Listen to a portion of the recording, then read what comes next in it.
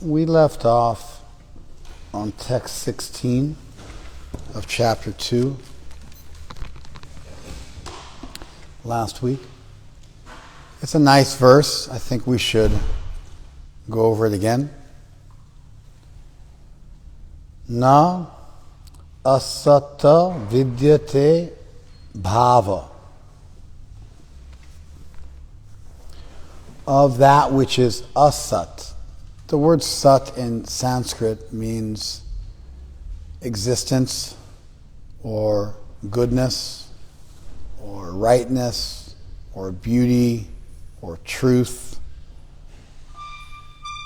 And so, na asata, those things which are asat, which are not good, true, real, foundational, existent. Nasata vidyate bhava.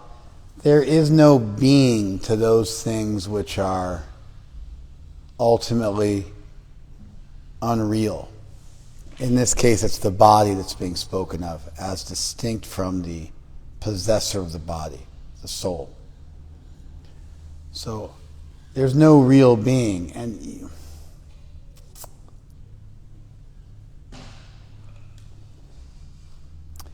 you could imagine if you were to talk to a drug addict. You know, sometimes real low-level drug addicts, like very, very poor drug addicts, they get into sniffing paint.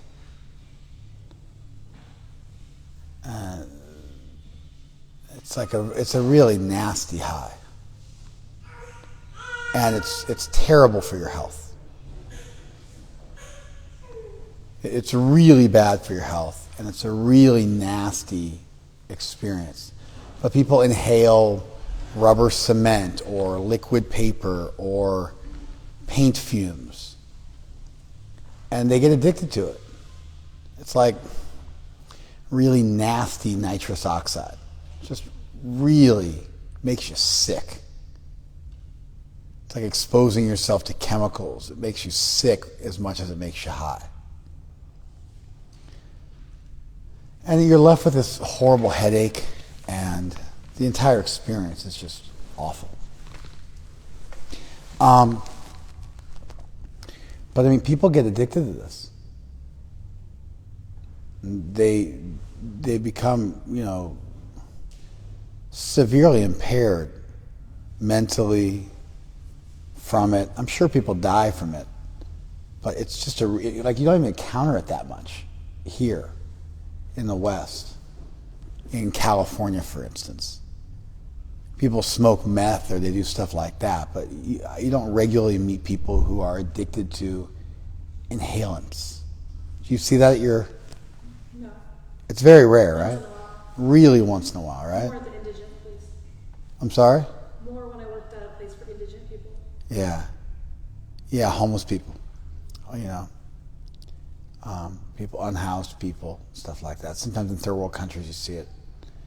But it's, so you can imagine talking to someone who's addicted to drugs or even that specific type of drug. And you were trying to convince them that this wasn't good for them.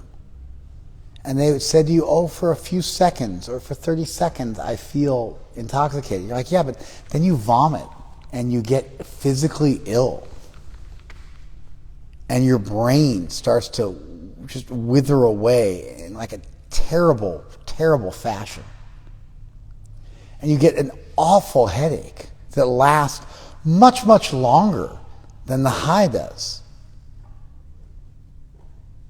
And you would explain to them that just the terrible repercussions and the very, very small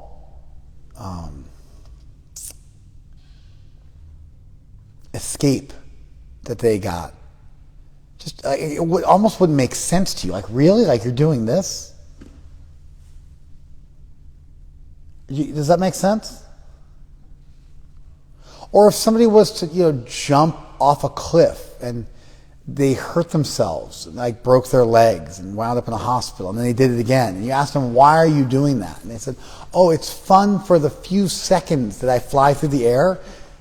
And it's like a lot of fun for those few seconds I fly through the air.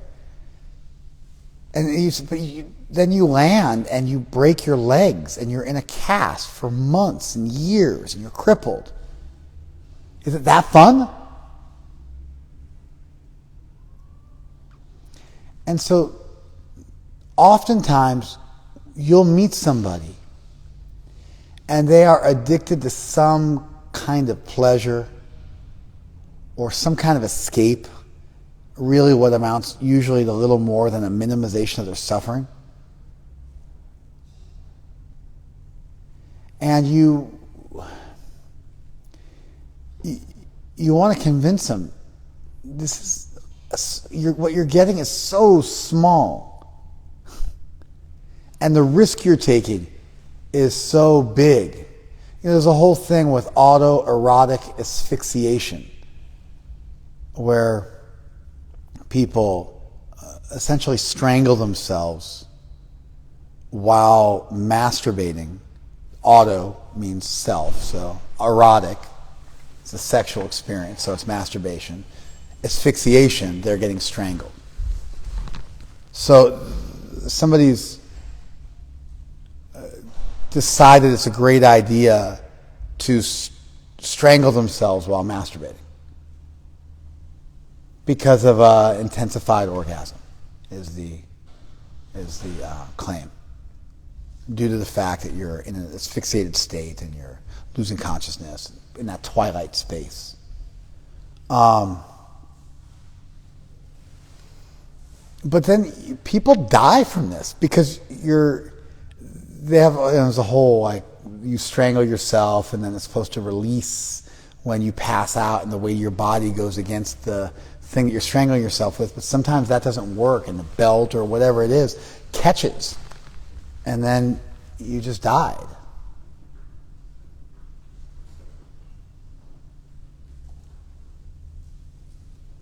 And people, celebrities die from this. I'm sure other people as well. I'm sure it's not only a celebrity.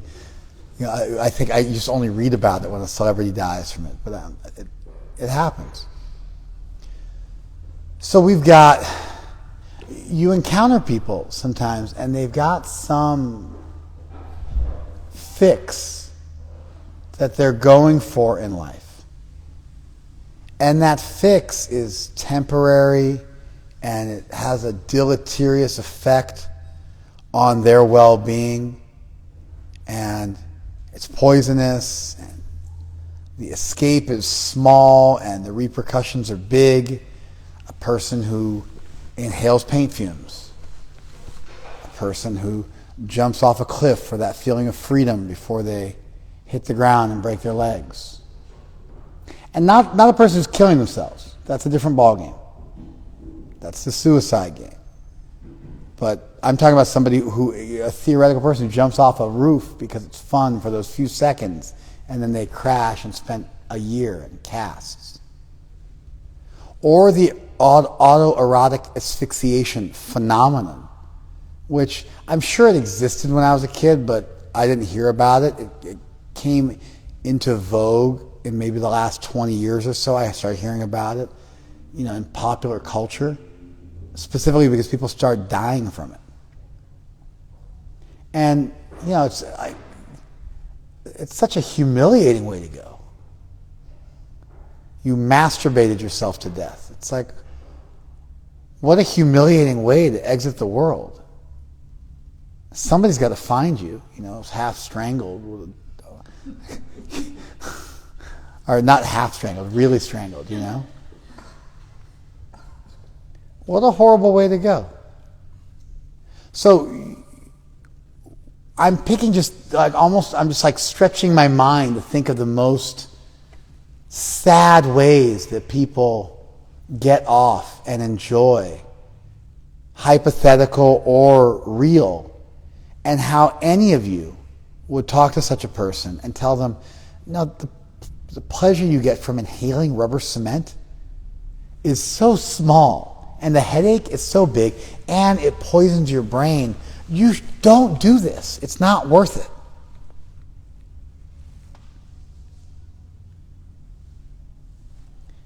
You follow? Or there's a drug out called crocodile, which I don't know much about, but it really messes you up. Or the whole bath salt phenomenon. That's a whole other one.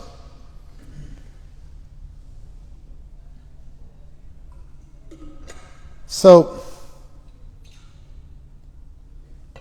there's something to be said for the myopia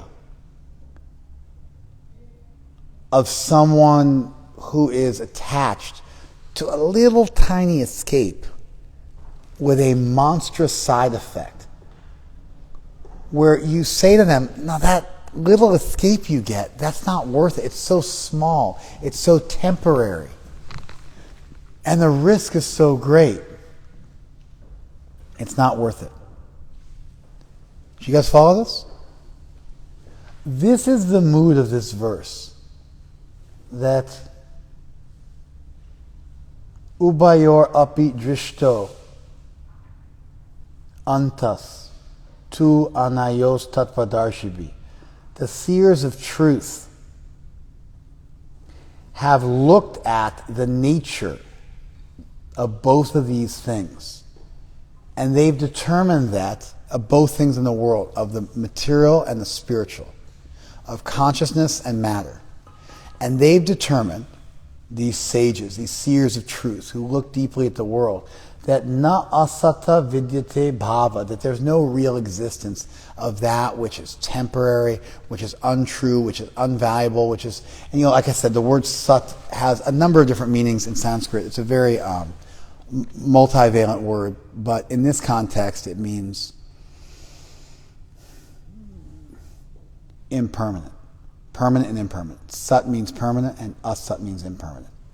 Of the impermanent, there's no real existence. And na abhava vidyate satah. And of the real, of the permanent, there's no non-existence. And so this relates to the section of the Gita we're exploring. He taught, he said you're lamenting for what's not worthy of grief. And then Arjuna said, what are you talking about? We're all going to die? And then Krishna, pronounced that none of us die, we all live forever. And Arjuna reacted by saying, what are you talking about? I look at dead bodies. And then Krishna said, no, the body's dying, but the self is not. And Arjuna says, maybe that's true, but what am I supposed to do in this world? Krishna says, you have to tolerate and be stoic. And Arjuna says, what do I get from that? And Krishna says, you get liberated from this whole cycle of buying into the delusion, the virtual reality game of life, that you're going to be happy by pleasing the body and ignoring the self. And then Krishna makes the same argument in a much more abstruse and much more Upanishadic way with this verse. That the seers of the truth, having looked at the nature of the world and what's ultimately valuable, they've noticed that real things are eternal. And they never go out of existence. And temporary things never truly exist. So for us, it would be easy for any of us in this room to understand that sniffing paint is a terrible idea. Spraying a bunch of paint into a sock and then putting it over your mouth and hyperventilating until you go into a chemically induced delirium that's accompanied by a monster headache and a serious reduction in your quality of life and your brain cells. That's a terrible idea. You ever sniff paint? No. Okay. Any of you? You? Nobody. Nobody's ever sniffed paint? I've sniffed paint.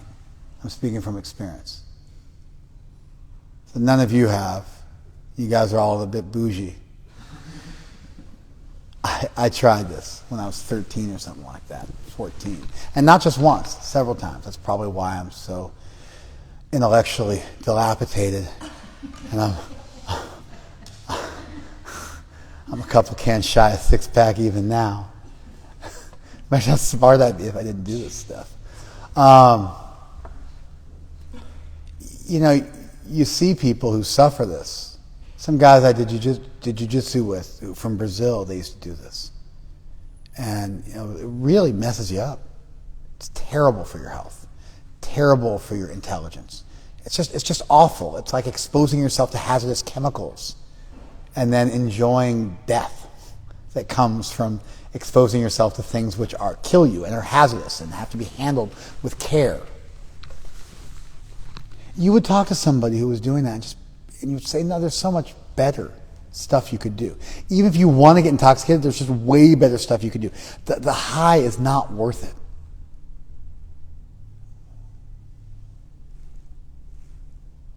Or somebody who liked the feeling, you're like, hey, let's get a trampoline.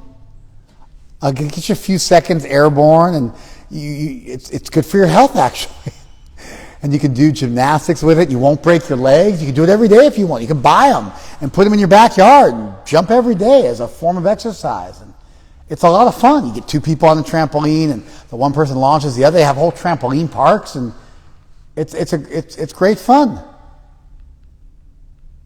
You follow? But this idea of jumping off your roof and breaking your legs repeatedly, that's just a terrible, it's just not worth it. And then the autoerotic asphyxiation, it's like, man, you are going to regret this. You can imagine they're floating above their dead body as a ghost, and they're looking down, and they're just like, oh my God, this is just the most embarrassing thing ever.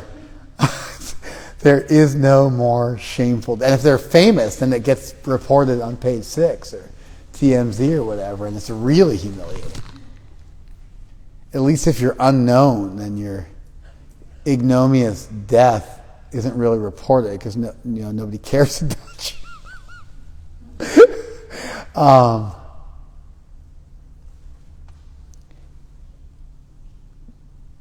If you take that's so easy for us to relate to, all those examples. They just seem almost preposterous. Who would be so foolish?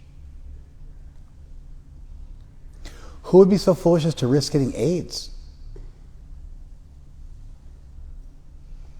by having, dangerous liaisons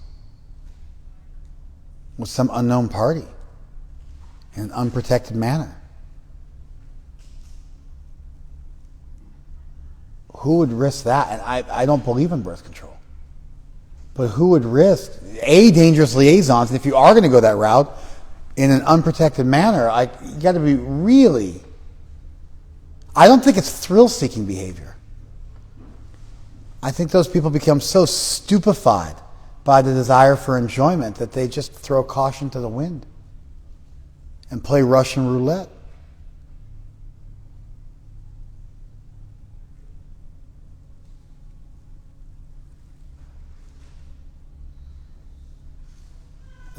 You probably know people, or at least you know someone who knows someone.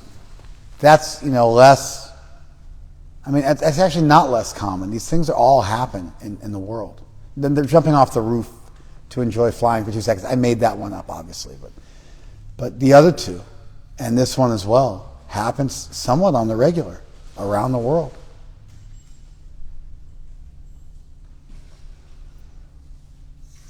But then how about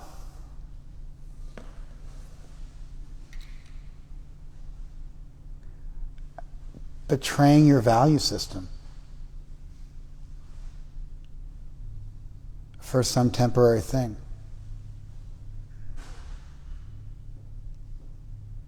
If you properly think about your value system and how important it is, and how important your dignity is and your integrity is, then when you're faced with opportunities to compromise your integrity for some fleeting happiness, it just won't be worth it. You'll do the math and you'll think this isn't worth it.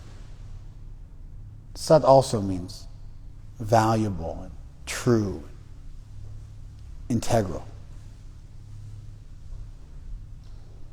But this verse is the whole material world is a will-o'-the-wisp, phantasmagoric, here today, gone tomorrow phenomenon, your body and everything you build up and all the sandcastles ultimately don't last long. And they're petty and transient. And getting absorbed in material things is such a waste of your consciousness. You are a spiritual being. You are beyond the body. You are consciousness. You are eternal. And instead of basking in that innate light that you have, instead you turn towards material things and busy yourself with petty, cheap, flickering happiness that might last for a decade or even 5 decades. More often than not, 5 days or 5 weeks or 5 months. And you just sell yourself short and prostitute yourself and sell your integrity, sell your dignity for something cheap. So we can all appreciate the foolishness and the ridiculousness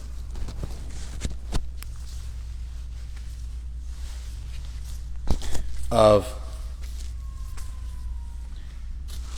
someone getting attached to something so sad like the things I mentioned. But this verse is much more challenging because it challenges you that your entire worldview and your fascination with name and fame and acquisition and beauty and strength and wealth, it's all a joke. It doesn't even really exist. You fell in love with a delusion.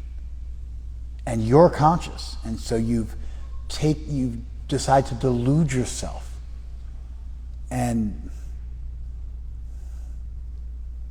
I don't know, with great enthusiasm dive into a pathetic virtual reality game which is so much less than your actual life.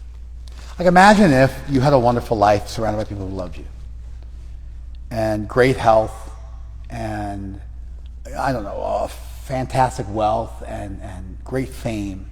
And then what you did every day was you went into a virtual reality game where you were a paint-sniffing, roof-jumping, autoerotic, asphyxiating idiot.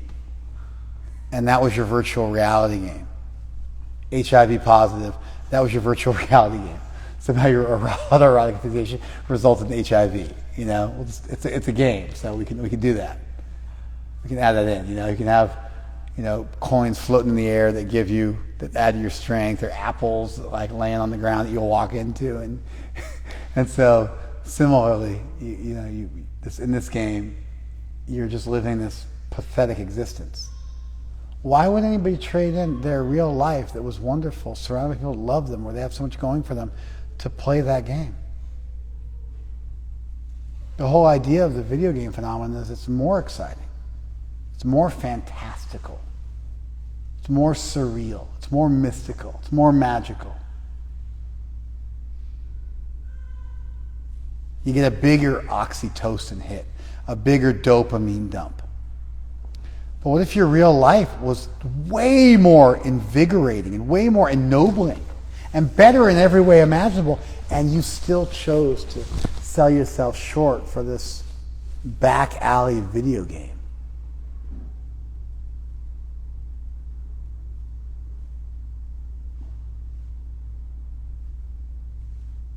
That's what's is being communicated in Upanishadic language. The entire material endeavor is being called into question as being temporary and transient and therefore of little value. You can imagine like this building exists. It's a real thing.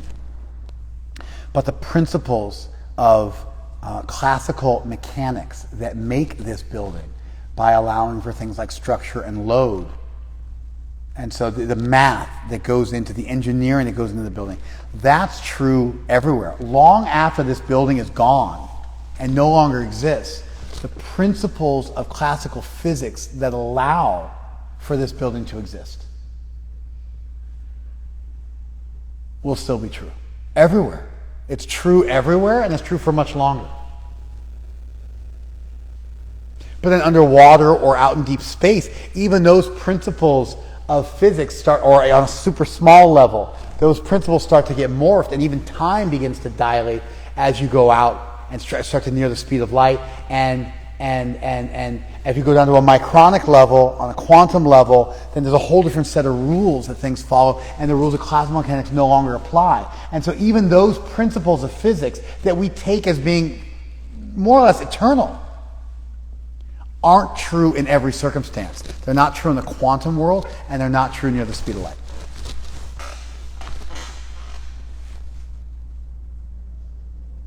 But those principles are so much more true than this building, which wasn't here 100 years ago, 200 years ago, won't be here in 200 years more. But those principles are more real, more worthy of studying, more worthy of considering, because they have greater existence over a larger swath of time and space. But then even those don't endure forever. But consciousness does. Therefore, it's worth focusing on. And if you have the ability to focus on that, and you don't, then you've given up the greatest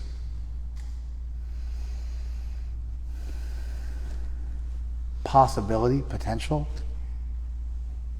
inheritance, treasure for, garbage in the street.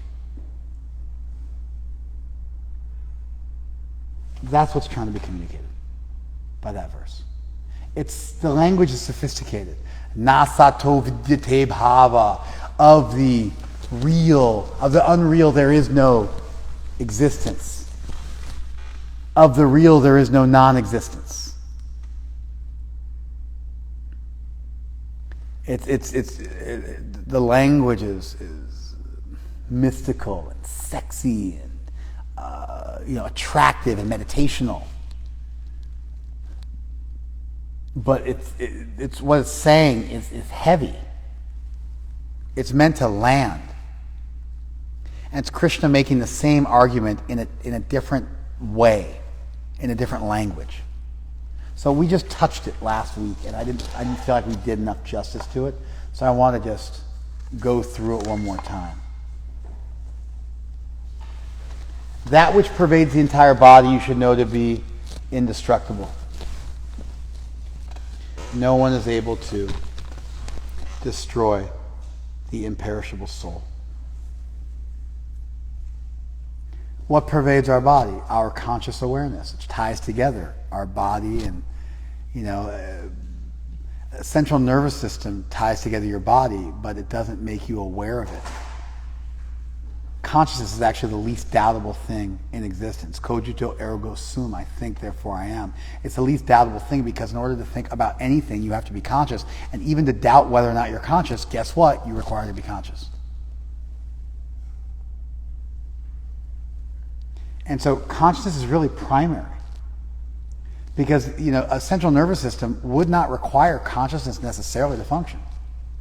There's this weird extra thing in reality, namely consciousness, this internal voice over filled with thought and feeling and color and 3D and sensation and emotion, this voiceover of your existence. But chemicals don't require that to interact with one another. Nor, for that matter, a central nervous system require that. Chemicals do just fine, unconscious, bouncing off of each other in various ways, combining and merging. But yet there's this other thing which doesn't appear to reasonably come from chemicals. It has features which we never find in the chemical world. And even when you look at things like emergence, where simple things come together in very interesting, complex ways, still you could always trace out how the thing arose, how the complex phenomenon arose from the simpler phenomenon out of necessity. The traffic patterns is a classic example of emergent phenomenon. You can trace out how it actually happens. Consciousness cannot be described as an emergent phenomenon of matter because it so differs from matter in its basic qualities. Its basic qualitative existence is so fundamentally distinct from anything we find in matter. There's no way you can trace out where consciousness came from. You start to break down where did it arise with the chemicals interacting in the brain. It doesn't even make any sense.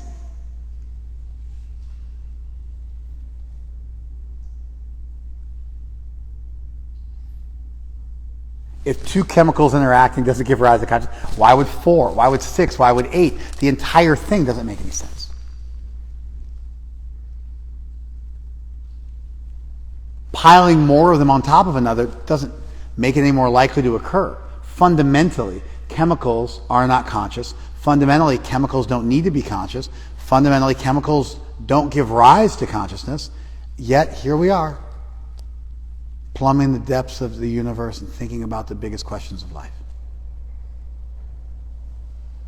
Our own consciousness is proof that something more than matter exists. It's undeniable. It's a materially measurable thing, but interestingly, it's phenomenological, and it has to be studied subjectively because you can't objectively study consciousness. You can objectively study brain patterns and chemical interactions, but the very nature of consciousness is its experience in the first person by an individual. Therefore, I can never truly know what it's like to be Kumi.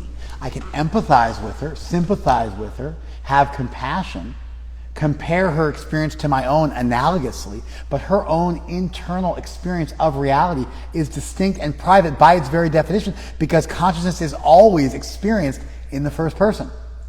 Therefore, it gives rise to an entire different branch of philosophy called phenomenology, which is the study of things which are necessarily experienced only subjectively. As soon as you try to study consciousness objectively, what you're studying is the correlates of consciousness, the attendants of consciousness, the brain functions which accompany consciousness. But you are not studying the unique phenomenon of consciousness itself, which would seem to be a properly basic phenomenon in the world. Krishna is making this brilliant argument from philosophy of mind. This current argument, which is still argued in philosophical journals today. Peer-reviewed philosophical journals still discuss philosophy of mind and the hard problem of consciousness. It is a massive, huge thing. Consciousness studies. They were ignored almost from the time of René Descartes up until the 90s. Because Cartesian dualism couldn't deal with consciousness. Because it messed up your ability to study the material world, because it was something that had to be included in your study of the material world, but yet it defied, and the material world was relatively simple to study. So what did he do? He divided the world into a phenomenal world and a numinous world. And that world of Newman, that world of mind, was just a separate thing that he stuck in a bucket over here, and then he could just focus on the phenomenal world, the world of matter, and that gave birth to science, modern science, in the Renaissance, in the Age of Enlightenment. And then people just busied themselves studying the material world and ignored consciousness for centuries. Because it just doesn't fit into any of the boxes. It's not easy to study. It's like the fact-value distinction. How do you move from an is to an ought? How do you move from a fact to a value? How do you move from the things we can measure about the world to then determining what we should do about the world? Oh, you should be vegan. Why? Because it's better for your health. I don't care about my health. Well, you should care about your health. Why? Because you're going to die if you don't care about your health. I want to die. Well, you shouldn't want to die. Why shouldn't I want to die? Because you get it? At some point, you're asking people to buy into your value system. And if they refuse to buy into your value system, none of your is move to oughts. None of your this is a reality move to here's what you should do.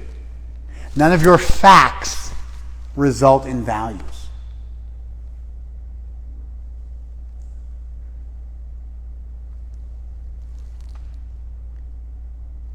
None of your study of matter deals with the reality of consciousness, the fundamental reality of consciousness. And so it got picked up in the 80s and 90s in my lifetime. And now there's a whole field of consciousness studies, and there's two camps. There's people who want to reduce consciousness to being nothing more than chemical states, and they haven't been able to do so. And then there are people who think that consciousness is a fundamentally basic feature of reality. And that would include our group. And that is still an active debate in 2022 in peer-reviewed philosophical journals being published yearly. It's an entire discipline, philosophy of mind. It's an entire subdiscipline within that field called the hard problem of consciousness. Why is there something that's like to be you? Why is there this beautiful je ne sais quoi experience of reality that you're having at every moment? Where did it come from? Why does it exist?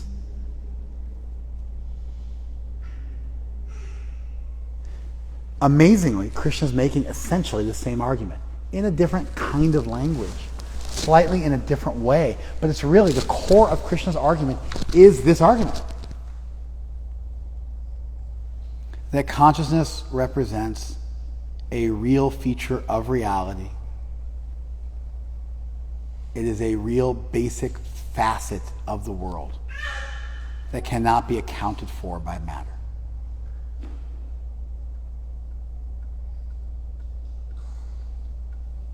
I find it inspiring and amazing and ennobling and just like profoundly inspirational for me.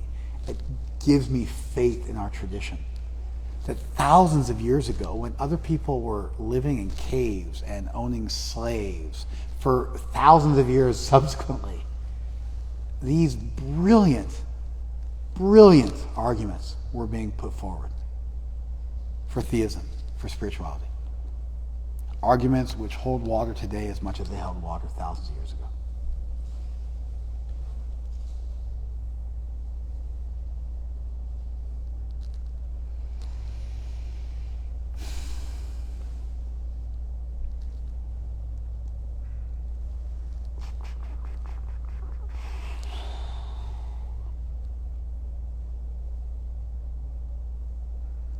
You guys want to comment on this?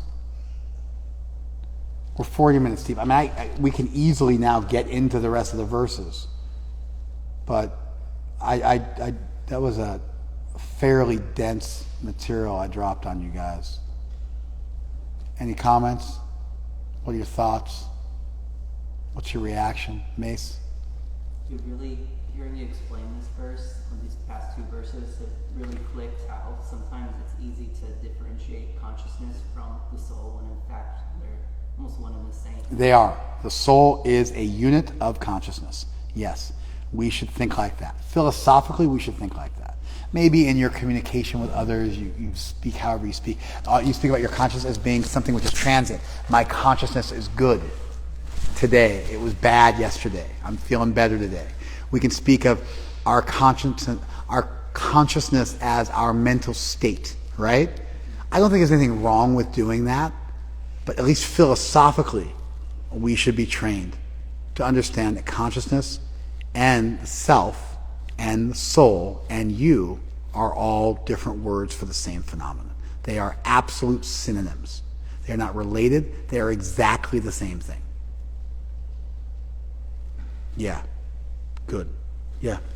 I appreciate your discussion about consciousness and just pointing out that you can always track back to the start. The very nature of emergence is a necessary evolute from simpler states which can be codified. You have simple laws which can be codified and fully understood, and they are, repeatable and demonstrable, and then they interact with each other in miraculous ways, far out ways, but they're totally reasonable. They're exciting and interesting.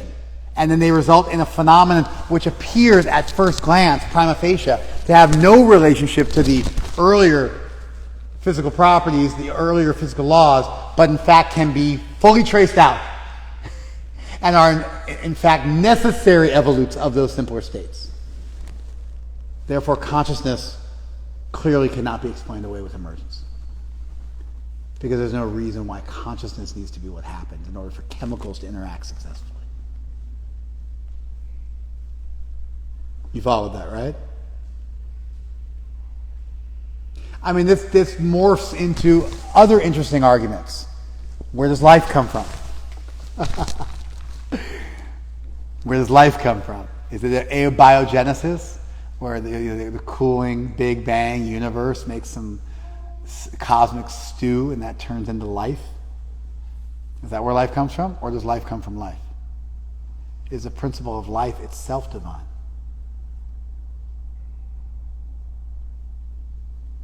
What is consciousness's relationship to life? Are they one and the same?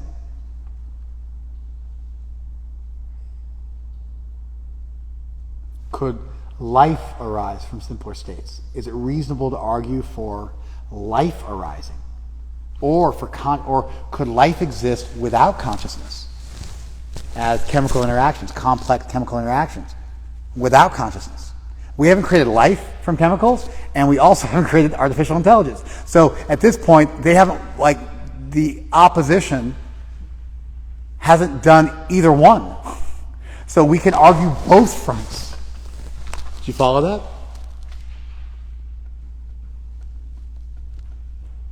Yeah. I don't know any other text, religious text, that has actual science and logical arguments. Yeah, I mean, I would say this presentation is scientific, it's philosophically astute. I don't think it's the same as microbiology. I think modern science is amazing. I mean, we're taking pig heart valves and putting them in human hearts. They just did a pig heart transplant that lasted for a few months for the first time ever. I think things are just going to get more and more far out, and the world is amazing. What we can do, what science allows us to do. I mean, quantum technology is used in your everyday computer. Your phone at this point is a miracle, probably like the entire... I mean, if you think about it, your phone has the wisdom of the entire world for all time on it. I remember when cordless phones came out. I'm turning 50 in a month. I remember when cordless phones came out. I used to talk to people on a corded phone. I remember when we got a cordless phone, when they came out, when they were new. I remember when personal computers first came out, Apple Pluses, when they first hit. I remember when Atari first hit with Pong. I remember video games.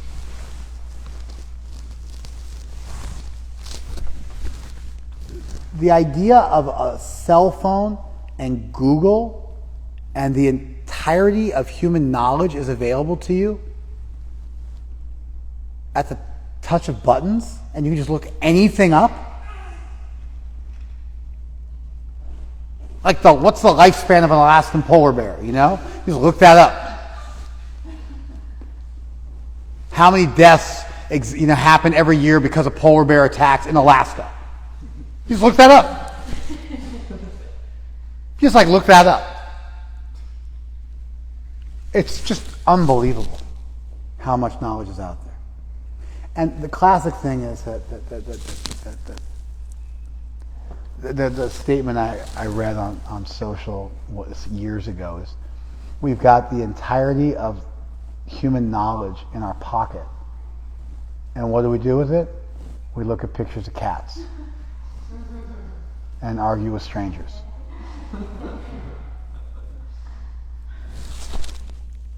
And that's fairly benign in terms of what how poorly people engage with the incredibly powerful technology we have available to us.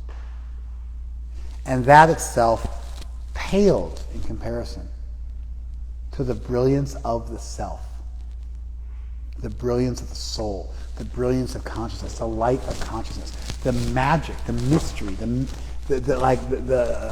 mysterium tremendum, the great mystery and mystical wonder of consciousness.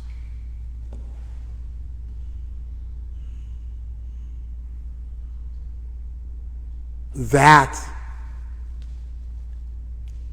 makes everything pale in comparison. That you have the ability to transcend your own limited corporeal being and, touch the infinite. Embrace the infinite. Love without limit. These things are exciting.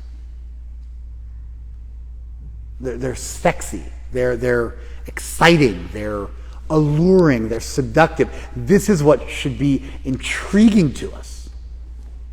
What should get us motivated.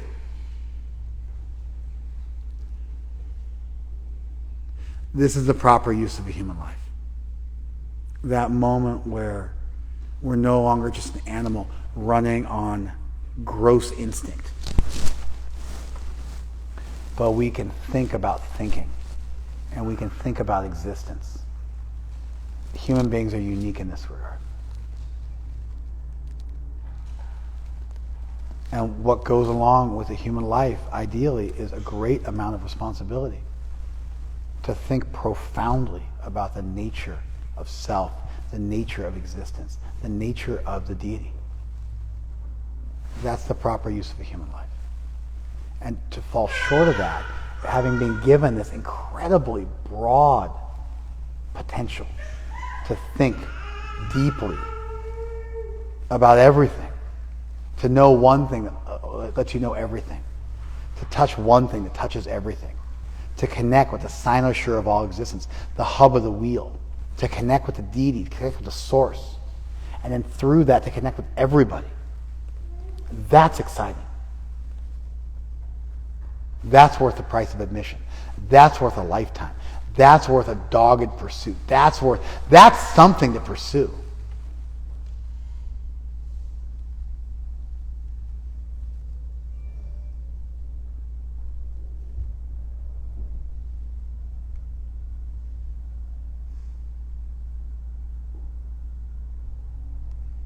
But when you think about just like a dogged pursuit, like people just like never taking no for an answer and just doing whatever it takes to succeed. What's like the classic example of that? Sports? Huh? Sports, maybe, yeah. I think of another one. And it might just be my own background that I'm belying my own background by where my mind goes. But when I think of people who will just do anything. Huh? A drug lord? Like a genocidal, psychopathic drug lord? That's not what I think of. Huh? A drug addict. I, generally speaking, don't encounter people as motivated as drug addicts. Addicts of any kind. You know?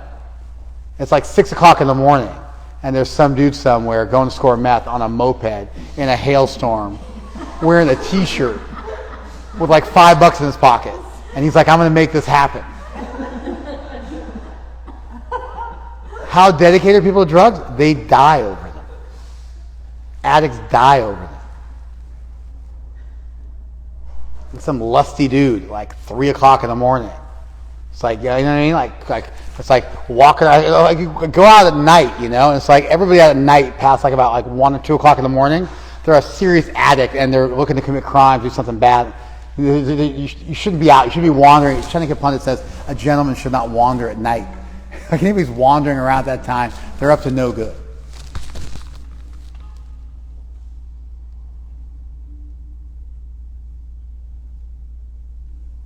My general experience is the people who are doggedly perseverant, who just won't take no for an answer, who are willing to risk their lives. What are they pursuing? They're pursuing addiction.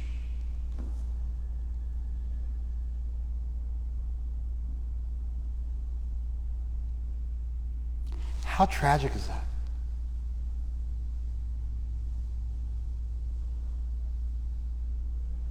That you could pursue transcendence.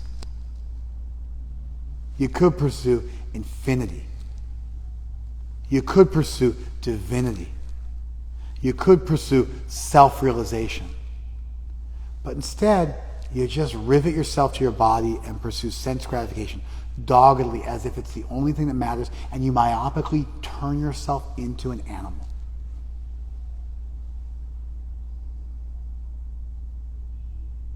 You give up your humanity. You give up your spirituality and embrace an animal-like existence, pursuing good smells and good tastes and good touches and good sights. And you just get wrapped up in satisfying your senses, and you ignore that you are capable of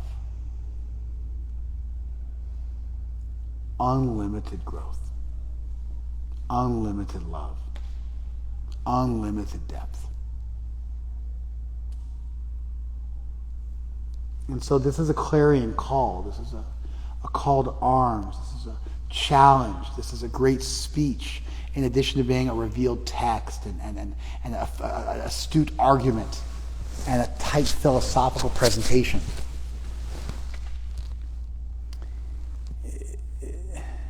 It's also a call to action.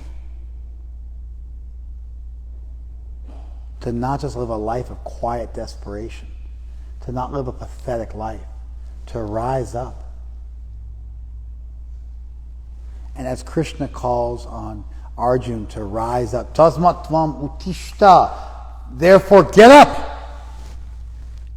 He's also simultaneously, through that instruction, telling all of us to rise up as souls and to be in this world but not of it, and to be like the lotus that's in the mud but is clean, that's in the water but is dry, that's in this world but not of it, that we are meant for more, that we are higher, that we are better than this. And integrity isn't just some Victorian virtue that we tell people, follow this rule so you don't go to hell or something like that. Our integrity, our incredible integrity, our walking our talk, our idyllic saintly lifestyle is not just some Victorian ideal from yesteryear that we've kept alive in our tradition for its own sake. It's so that you don't get hung up on petty, trivial pursuits. And so you can do something amazing in this life. Namely, see God. Understand the source of all existence. Understand one thing and understand everything. Love one thing and love everything. See one thing and see everything. Experience one thing and experience it all.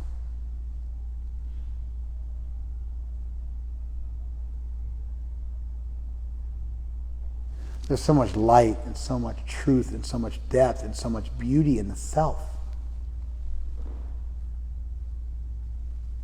Why are we giving that up?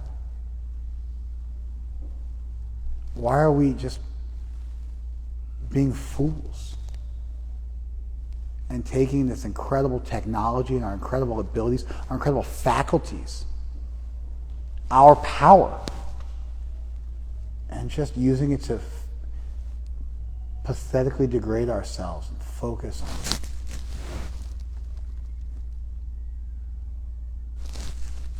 dust, nothing.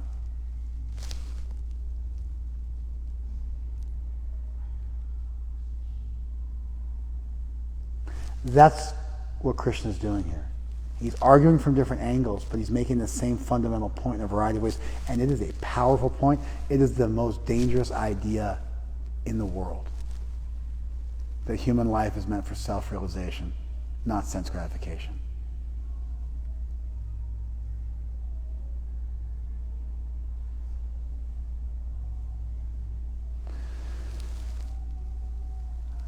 More? What are your thoughts? Doubts, questions, comments? What do you got?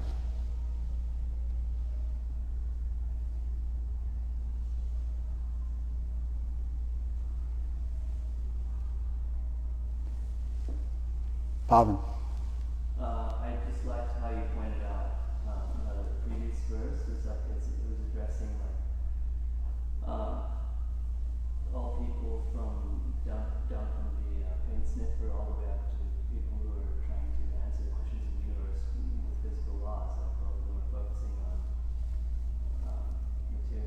Yeah, I wanted us to relate to the argument and how transient, ephemeral, phantasmagoric, here today, gone tomorrow, will-o'-the-wisp, lifetime of a gnat things weren't worthy of our focus. And then to then be forced to reflect that our entire material existence may in fact not be worthy of our focus. And that dangerous idea ends up multiplying itself, and you start to look at your entire life through a different lens. And then, well, what should I do with this incredible consciousness? Turn towards divinity. So you like that? Well, I like how the verse is just accessible to all of anybody who reads it. Anybody who's married to material. Gotcha. You were appreciating the verse. Yeah. Okay. Got it. But the way you illustrated it. That's what I said. I said, you like the example I gave. And you said, no, I was appreciating the verse. I said, okay, you're appreciating the verse. And you're like, no, I like your example. And it's like, well, then you appreciated my treatment of the verse, which is what I said 20 seconds ago, that you causelessly had to argue with me.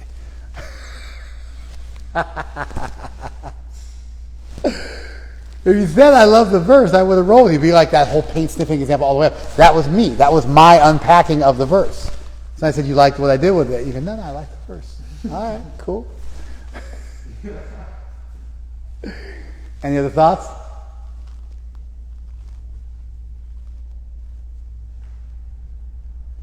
Call it a day. Thank you, guys.